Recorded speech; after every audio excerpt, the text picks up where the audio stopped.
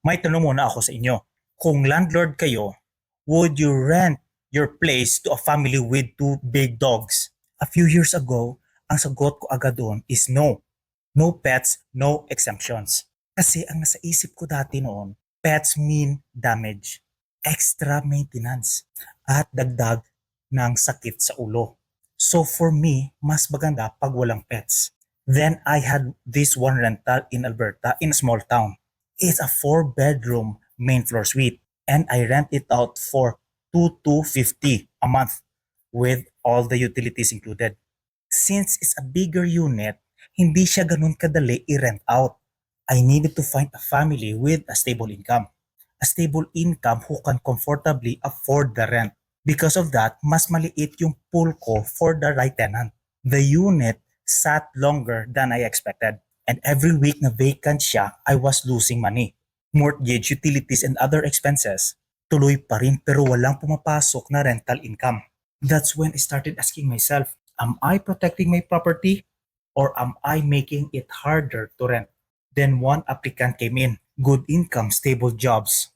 Everything looked good, but they had two big dogs. Honestly, my first reaction was no. Then I looked deeper into their application. The husband didn't have any rental history.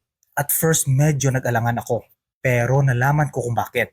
He didn't have rental history because he owned his own home. His partner, on the other hand, had excellent rental history. So instead of focusing on one missing piece, I looked at the whole picture. I verified their employment, reviewed their income, checked their references. We had a great conversation and they came across as responsible people. I made sure everything was covered in the lease, especially pet responsibilities. After that, I decided to give them a chance. I'm not gonna lie, kinabahan talaga ako. After they moved in, every inspection, naghanap talaga ako agad ng problema. May gasgas ba? May amoy ba? May nasira ba? Pero wala. Weeks turned into months. Months into years. Since 2024, sila pa rin yung tenants namin. And honestly, they are one of the best tenants we've ever had. They always pay the rent on time, very professional, very respectful, and madaling kausap. And what impressed me the most, they took care of the property like it's their own. As a landlord, yun talaga ang gusto mong tenant sa lugar mo. That experience completely changed my mindset. Na-realize ko that the problem was not the pets, and it wasn't the lack of rental history either. The real question is who are the people behind that application? One person didn't have rental history because he owned his own home. The other had excellent references. Together, they turned out to be amazing tenants. That's why today I don't just look at one checkbox. I look at the whole application. Now, I don't automatically say no to tenants with pets. It's always case by case. Proper screening, good communication, and looking at the complete picture. Because in real estate, you cannot completely eliminate all risks.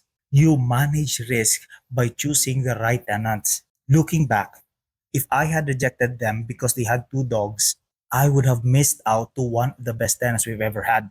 And that's a real lesson I will never forget. If you enjoy hearing real life stories about real estate from small town landlords here in Alberta, follow my channel. And I want to hear from you.